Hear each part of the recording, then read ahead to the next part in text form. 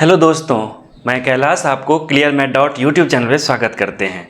हम आ गए हैं क्लास 10th के थर्ड चैप्टर यानी कि a pair of linear equations in two variables का थर्ड लेक्चर लेकर के। तो इस लेक्चर में हम पढ़ने वाले हैं algebraic methods of solving a pair of linear equations.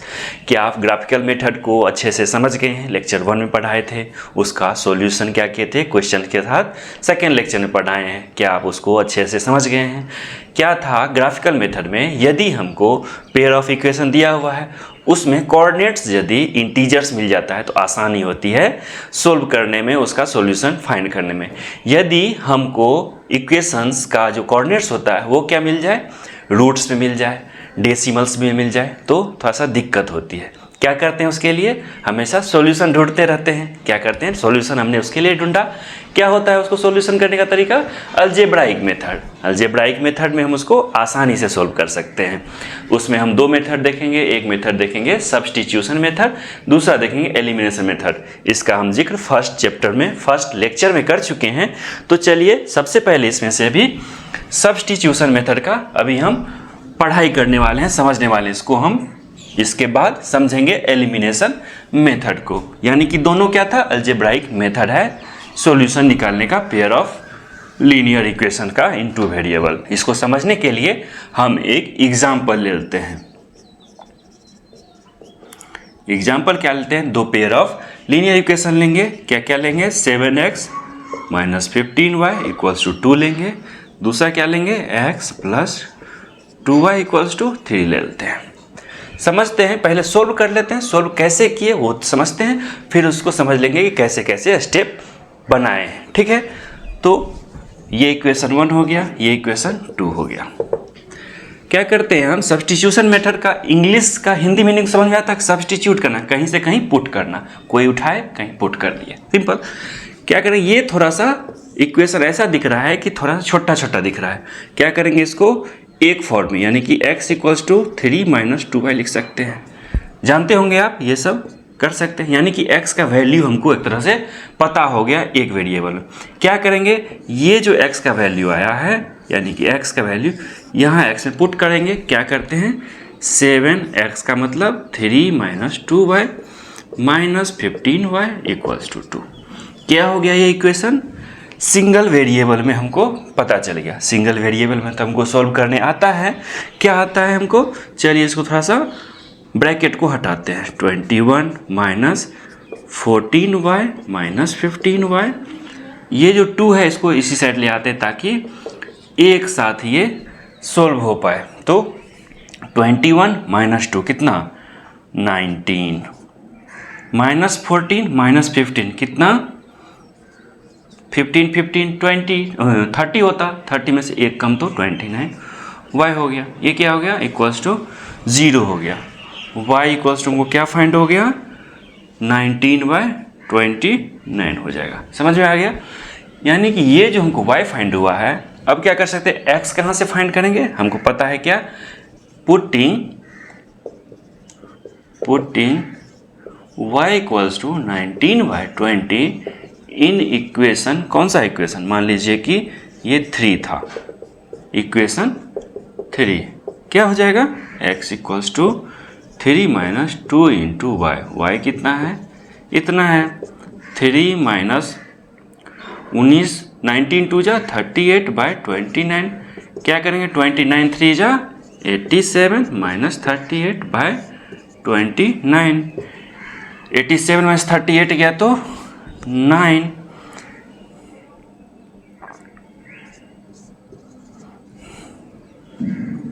ठीक है, ये मेरा क्या हो गया? x आ गया। यानी कि हम x और y कितना इजीली फाइंड करिए। यहीं पर यदि हमको ग्राफ पे बनाना पड़ता तो हमको इसमें दिक्कत आ सकती थी। इसलिए क्या किए हम? किसको थोड़ा सा अलग मेथड डिवाइस किया और इस तरह से सोल्व कर लिए।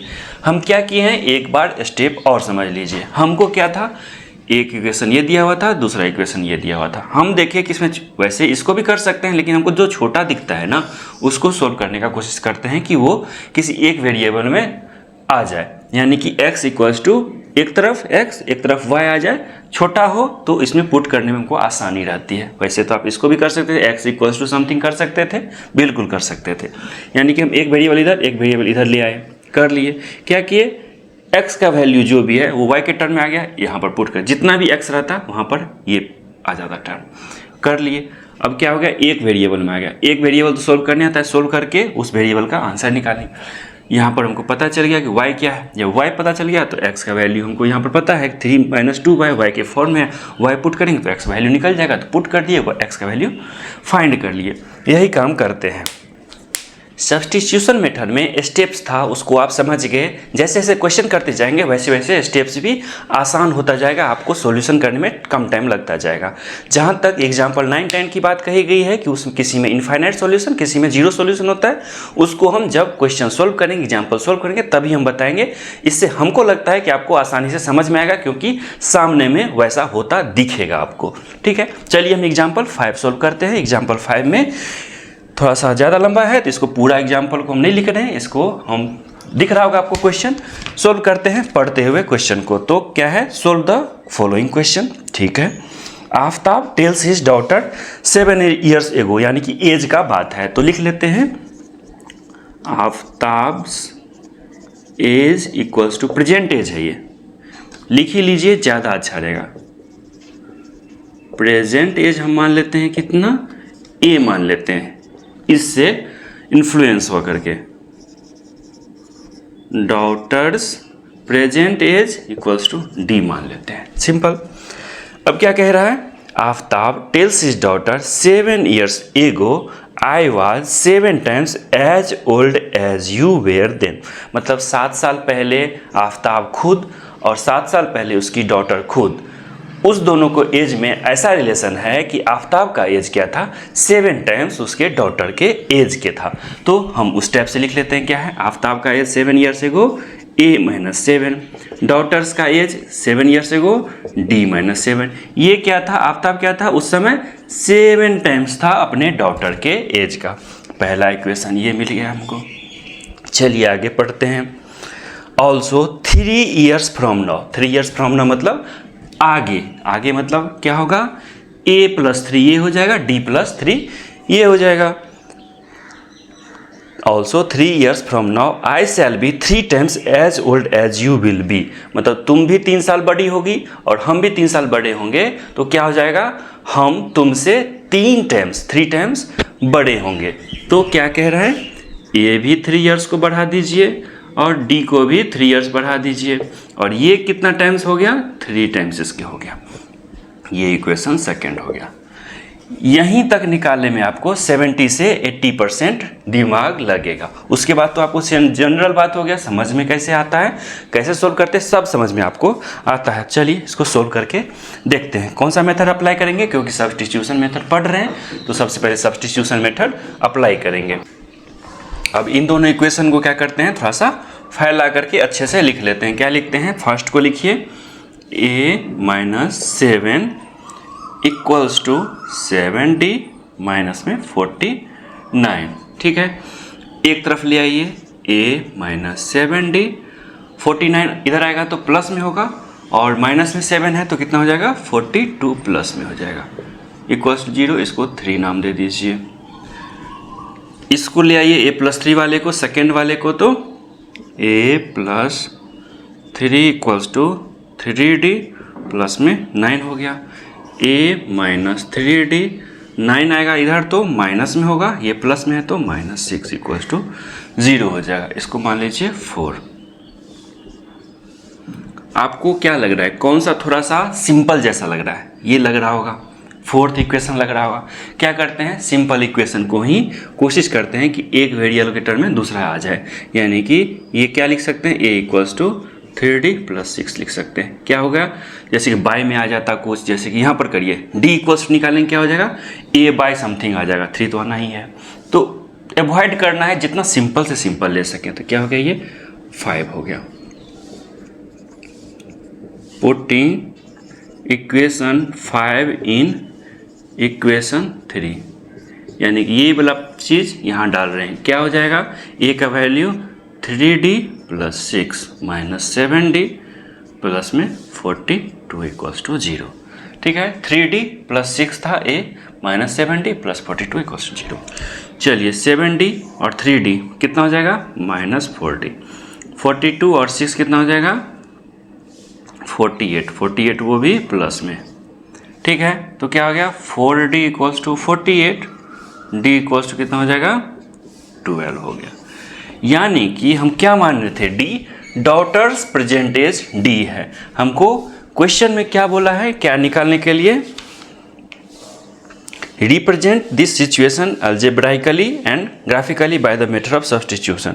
इसमें ऐसा सॉल्यूशन के लिए तो नहीं बोला है, लेकिन क्या कर सकते हैं, यदि पूछेगा सॉल्यूशन के लिए तो क्या बोलेंगे, डॉटर का परसेंटेज कितना है 12 ईयर्स है।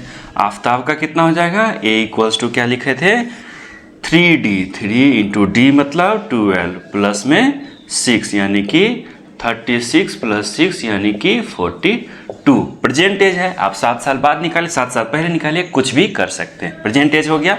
आप इसको हमको अलजेब्राइकली हम बता दिए हैं, ग्राफिकली आप खुद से करिए क्योंकि आप एक्सपर्ट हो चुके हैं फर्स्ट और सेकेंड लेक्चर को देखते हुए। ठीक है, हम अगला एग्जाम्पल करते हैं, समझाते हैं इसको। यदि आपको दिक्कत हो ग्राफिकली करने में, आप एक कमेंट करिएगा, जब वीडियो देखेंगे तब कमेंट करिएगा, हम इसको भी बता देंगे, टैग करते हुए आपको बता देंगे। 6th नंबर क्वेश्चन क्या है, in a shop the cost of 2 pencils and 3 erasers.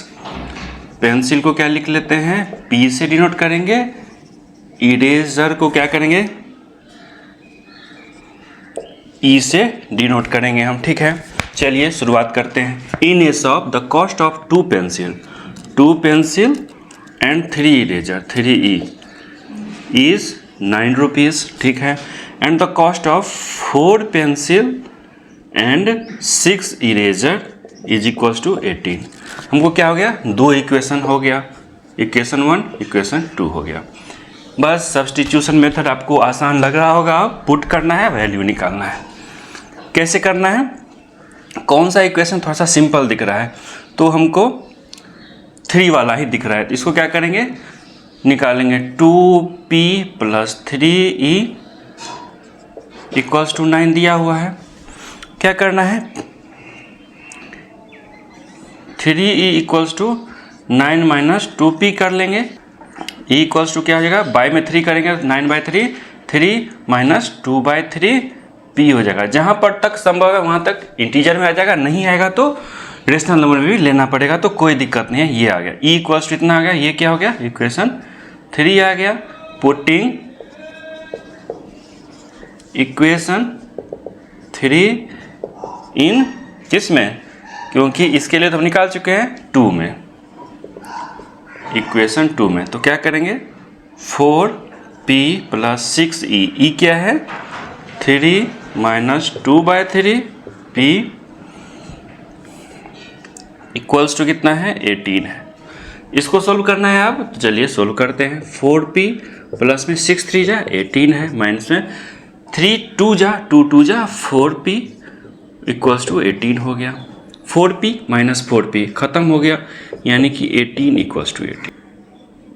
यानी कि देखिए कांस्टेंट इक्वल्स टू कांस्टेंट आ गया, ये वेरिएबल यहाँ पर कुछ नहीं बचा, यानी कि किसी वेरिएबल के इक्वल्स टू कोई कांस्टेंट नहीं आया, यानी कि ये वेरिएबल पे डिपेंड ही नहीं कर रहा है। ये किस टाइप का सिचुएशन है, आइए देखिए ग्राफिकली क्या देखे थे हम इस टाइप का, कि एक लाइन ऐसे है, दूसरा लाइन भी उसी के जस्ट ऊपर है। तो क्या होता है, जिस तरह से आप x लेंगे, यानी कि मान लीजिए x है, उसी तरह से y आपका आएगा। जिस तरह से x लेंगे उसी तरह से y आएगा, या जिस तरह से आप y लेंगे उसी तरह से x आएगा। ठीक है, यानी कि ऐसा इनफाइनाइट सॉल्यूशन है जिसके लिए यह इक्वेशन सेटिस्फाई होता है, यानी कि कोई यूनिक सॉल्यूशन नहीं होगा। जब इक्वल्स टू 18 इक्वल्स टू मतलब कांस्टेंट इक्वल्स टू कांस्टेंट आ जाए, यानी कि सेम नंबर आ जाए, जैसे कि 9 इक्वल्स टू 18 आता है तो अलग बात है, लेकिन जब सेम नंबर आए तो इसमें क्या होता है, ये वाला सिचुएशन आता है कि इनफाइनाइट नंबर ऑफ सॉल्यूशन हो गया। ठीक है, एवरी एक्स के लिए क्या होगा, y, यानी कि एवरी p के लिए p का कोई वैल्यू लेंगे उसके लिए e अलग आएगा, फिर कुछ p अलग लेंगे तो e अलग आएगा। यहाँ पर ऐसा हो क्यों रहा है, क्योंकि दोनों इक्वेशन सेम ही है। सेम कहने का मतलब है 2 से मल्टीप्लाई करिए, 2 2 जा 4, 3 2 जा 6, 9 2 जा 18, मतलब एक ही इक्वेशन है। एक ही इक्वेशन है तो एक ही जगह पे ड्रॉ होगा। ठीक है, एक ही जगह पे ड्रॉ होगा तो कोइंसिडेंट होता है, जो हम ग्राफिकली देख चुके हैं। वहाँ पर क्या होता है, x लीजिए उससे क्रॉसपोंडिंग y आएगा, x बदलते रहिए, उसके करस्पॉन्डिंग y बदलता रहेगा। सिंपल सी बात है। चलिए अगला देखते हैं, ये वाला सिचुएशन जिसमें अलग आता है तो क्या होता है। 7th नंबर क्वेश्चन क्या है कि two rails are represented by the equations लिख लेते हैं। x plus 2y minus 4 equals to 0। Second equation है 2x plus 4y minus 12 equals to 0। क्या रेल कभी मिलता है? रेल यानी कि रेल अलग चीज़ होता है, रेलगाड़ी अलग चीज़ होता है, ट्रेन अलग चीज़ होता है, ठीक है। यानी कि ये जो होता है ऐसा करके वो उसको रेल कहते हैं। इसमें जो गाड़ी दौड़ती है वो क्या है? रेलगाड़ी होती है। तो ये रेल जो है कभी मिलती है? कभी नहीं मिलती है, ठीक है। चलिए आगे बढ़ते हैं, इसका सॉल्यूशन निकालते हैं, देखते हैं किस टाइप का सॉल्यूशन आता है। तो हमको इस दोनों में से थोड़ा सा ठीक ठाक यही दिख रहा है जो छोटा मोटा है। इसको क्या करते हैं, x के equals to 4 minus 2y value हो जाता है। इसको क्या करते हैं, इसमें पुट करते हैं। क्या करेंगे, 2x, x का वैल्यू रखना है तो 2 into 4 minus 2y plus 4y minus 12 equals to 0 हो गया। क्या हो जाता है, 8 माइनस 4y प्लस में 4y माइनस 12 इक्वल्स टू 0 हो गया। ये और ये तो ख़त्म हो गया, यानी कि क्या हो गया, 12 माइनस में 8 तो माइनस 4 इक्वल्स टू 0 आ गया। मतलब हो गया कि माइनस 4 इक्वल्स टू 0 होगा कभी? कभी नहीं होगा। जो कभी नहीं होगा यानी कि कभी भी सॉल्यूशन उसका नहीं मिलेगा। कोई सॉल्यूशन नहीं मिलेगा तो कौन सा बात होगा, जो अभी बताए थे। ये हो गया ग्राफ। यदि कोई पैरेलल लाइन है, पैरेलल लाइन मतलब वही रेल का पटरी, ठीक है, ये कभी नहीं मिलेगा तो कभी मिलेगा ही नहीं, तो सॉल्यूशन मिलेगा। सॉल्यूशन नहीं मिलेगा तो ये नो सॉल्यूशन वाला बात हो गया। ये भी एक तरीका है समझने का, और ये भी एक तरीका है। जब क्या हो, अलग अलग कांस्टेंट टर्म आ जाए इक्वल्स टू टर्म के, तो ये क्या होता है, नो सॉल्यूशन का कंडीशन बनाता है, जो ग्राफिकली स्टेप से समझ सकते हैं। सिंपल। तो आज का लेक्चर यहीं पे ख़त्म करते हैं। आपको कैसा लगा लेक्चर? अच्छा लगा है तो वीडियो को लाइक करिए, चैनल को सब्सक्राइब करिए, ताकि हम आपसे जुड़े रहें, अच्छा से अच्छा कंटेंट आपको देते रहें।